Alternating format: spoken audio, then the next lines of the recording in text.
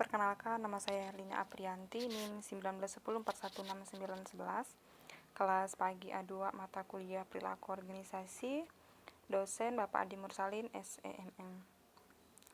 Baiklah, di sini saya akan bacakan ringkasan bab 5, yaitu tentang motivasi kerja. Yang pertama, pendahuluan. Setiap organisasi atau perusahaan tentunya menginginkan karyawannya memiliki prestasi yang baik. Karena dengan memiliki karyawan yang berprestasi, diharapkan dapat meningkatkan kinerja dan nilai perusahaan. Jika penilaian prestasi kerja sangat diperhatikan, maka akan menjadi fokus bagi karyawan untuk melihat seberapa besar tingkat keberhasilan yang bisa dicapai dalam bekerja. Sumber daya manusia merupakan salah satu faktor penting, oleh karena itu diperlukan strategi-strategi yang lebih baik dalam upaya membina manusia sebagai tenaga kerja. Tercapainya tujuan suatu organisasi tidak hanya tergantung pada peralatan modern, sarana dan prasarana yang lengkap, tentu justru lebih tergantung pada manusia yang melaksanakan pekerjaan tersebut. Karyawan yang berkualitas adalah karyawan yang melaksanakan pekerjaannya dan mampu memberikan hasil kerja yang baik atau mempunyai prestasi kerja yang tinggi yang dibutuhkan oleh organisasi untuk mencapai tujuannya. Banyak bisnis berhasil bukan hanya karena ide bisnisnya, tetapi juga karena karyawannya. Tetapi karyawan juga perlu dimotivasi serta perlu memiliki keterampilan yang sesuai untuk melakukan pekerjaannya. Karyawan di beberapa perusahaan memiliki keterampilan yang memadai untuk pekerjaannya, tetapi mereka kurang memiliki motivasi untuk berkinerja dengan baik. Konsekuensinya, karyawan ini hanya memberikan bantuan yang terbatas dalam proses produksi. Beberapa perusahaan yakin bahwa jika perusahaan dapat mempekerjakan orang-orang termotivasi secara alamiah, maka karyawan akan berkinerja dengan baik di tempat kerja. Tetapi hal ini tidak selalu terjadi meskipun sebagian orang secara alamiah melakukan usaha yang lebih besar untuk berkinerja dengan baik. Mereka masih membutuhkan lingkungan kerja yang memotivasi mereka. Selanjutnya, pengertian motivasi. Menurut Kadrisman pada tahun 2013 dalam Aldi N. Susanti tahun 2015, motivasi diartikan sebagai keseluruhan proses pemberian dorongan atau rangsangan kepada para karyawan sehingga mereka bersedia bekerja dengan rela tanpa dipaksa. Organisasi akan berhasil melaksanakan program-programnya bila orang-orang yang bekerja dalam organisasi dapat melaksanakan tugasnya dengan baik, sesuai dengan bidang dan tanggung jawab masing-masing.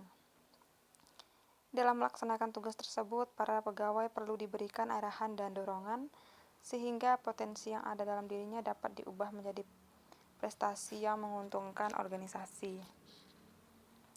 Menurut Duff pada tahun 2012, motivasi dapat diartikan sebagai kekuatan yang muncul dari dalam ataupun dari luar diri seseorang, dan membangkitkan semangat serta ketekunan untuk mencapai sesuatu yang diinginkan. Motivasi pekerja akan mempengaruhi produktivitasnya, dan sebagai bagian dari tugas seorang manajer adalah menyalurkan motivasi ke arah pencapaian tujuan organisasi. Yang selanjutnya, teori motivasi. Motivasi dapat menyebabkan seseorang bertindak dengan perilaku yang lebih baik dalam sebuah organisasi. Banyak penelitian yang menyimpulkan bahwa motivasi pekerja yang tinggi berbanding lurus dengan tampilan organisasi dan keuntungan yang dihasilkannya. Beberapa pendapat tentang motivasi menekankan pada pembahasan tentang kebutuhan-kebutuhan manusia dan bagaimana kebutuhan-kebutuhan tersebut dapat dipenuhi di tempat kerja. Yang pertama, hierarki kebutuhan.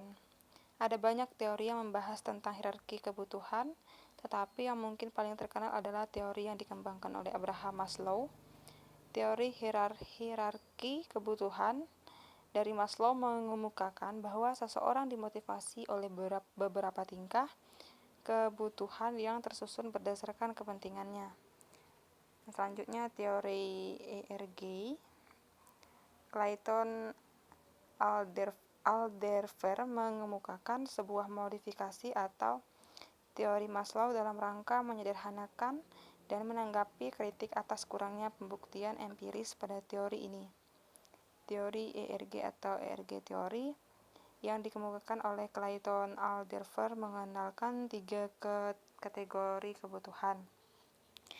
Yang pertama, kebutuhan eksistensi, kebutuhan akan kebahagiaan lahir dan batin. Yang selanjutnya, kebutuhan ketertarikan, kebutuhan akan hubungan yang baik dengan orang lain. Yang selanjutnya, kebutuhan pertumbuhan, kebutuhan yang fokus pada pengembangan potensi manusia dan keinginan untuk pertumbuhan pribadi dan peningkatan kompetensi. Selanjutnya, studi Hawthorne. Pada akhir tahun 1920-an, para peneliti mempelajari pekerjaan di Western Electric Plant dekat Chicago untuk mengidentifikasi bagaimana beragam kondisi mempengaruhi tingkat produksi mereka. Ketika pencahayaannya ditingkatkan, tingkat produksi pun meningkat. Selanjutnya, studi kepuasan kerja Herzberg. Pada tahun 1950-an, Frederick menyurvei 200 akuntan dan insinyur mengenai kepuasan kerja. Herzberg mencoba untuk mengidentifikasi faktor-faktor yang membuat mereka tidak puas dengan pekerjaan mereka. Pada satu titik waktu tertentu, ia juga mencoba untuk mengidentifikasi faktor-faktor yang membuat mereka puas dengan pekerjaannya. Selanjutnya, teori X dan teori Y, McGregor. Teori ini mencerminkan persepsi yang mungkin dimiliki oleh supervisor terhadap pekerja. Yang terakhir, teori Z. Pada tahun 1980-an, teori baru mengenai kepuasan kerja dikembangkan. Teori ini disebut dengan teori Z. Sebagian didasarkan pada gaya Jepang yang memperbolehkan semua karyawan untuk berpartisipasi dalam pengambilan keputusan. Partisipasi dapat meningkatkan kepuasan kerja karena hal tersebut memberikan tanggung jawab kepada karyawan. Materi yang selanjutnya, rancangan pekerjaan untuk motivasi. Sebuah pekerjaan dalam satu organisasi adalah sebuah unit kerja di mana seorang pekerja dituntut untuk bertanggung jawab atas pelaksanaannya. Manajer harus tahu aspek dari satu pekerjaan yang dapat memberi motivasi, sebagaimana dia harus tahu bagaimana untuk mengganti kerugian atas tugas rutin yang hanya memberi sedikit kepuasan. Rancangan pekerjaan atau job design adalah aplikasi dari teori motivasi pada struktur kerja untuk meningkatkan produktivitas dan kepuasan. Pendekatan-pendekatan rancangan kerja umumnya dibagi menjadi penyederhanaan kerja, rotasi kerja, perluasan kerja, dan pengayaan kerja. Yang pertama, penyederhanaan kerja atau job simplification. Penyederhanaan kerja mengejar efisiensi tugas dengan mengurangi jumlah tugas yang harus dilakukan seorang pegawai. Yang kedua, perputaran kerja atau job rotation. Secara sistematis memindahkan pegawai dari satu pekerjaan ke pekerjaan lain, yang karenanya meningkatkan jumlah tugas-tugas yang berbeda yang dikerjakan seorang pegawai tanpa meningkatkan kompleksitas pekerjaan orang lain. Yang ketiga, pemekaran pekerjaan atau job enlargement. Pemekaran pekerjaan menggabungkan beberapa tugas menjadi satu tugas yang baru dan lebih besar. Yang selanjutnya, pengayaan pekerjaan. Pengayaan pekerjaan menggabungkan motivator tingkat tinggi ke dalam pekerjaannya, diantaranya tanggung jawab, pengakuan, dan kesempatan untuk tumbuh, belajar, dan melakukan pencapaian. Yang selanjutnya, meningkatkan kepuasan dan motivasi kerja. Banyak teori motivasi mengatakan bahwa perusahaan dapat memotivasi karyawan untuk berkinerja secara baik dengan memastikan kepuasan kerja. Secara umum, karakteristik utama yang mempengaruhi kepuasan kerja adalah uang, keamanan jadwal kerja, dan keterlibatan di tempat kerja. Semakin perusahaan dapat menawarkan program pengayaan pekerja ini kepada karyawan, semakin perusahaan dapat memotivasi karyawan. Dengan cara yang pertama, program kompensasi yang memadai. Perusahaan dapat berusaha memuaskan karyawan dengan menawarkan kompensasi yang memadai untuk pekerjaan terkait. Yang kedua, keamanan kerja. Karyawan yang memiliki keamanan kerja dapat lebih termotivasi untuk berkinerja dengan baik. Yang ketiga, jadwal kerja yang fleksibel. Metode lain untuk meningkatkan kepuasan kerja adalah dengan menerapkan program yang memungkinkan jadwal kerja yang lebih fleksibel. Yang keempat, program keterlibatan karyawan.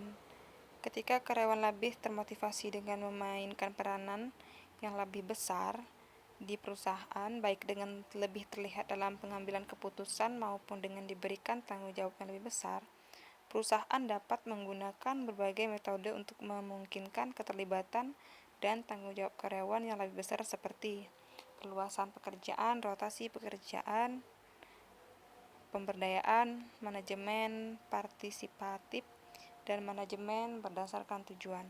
Baiklah, sekian ringkasan dari saya untuk bab 5. Akhir kata saya ucapkan terima kasih.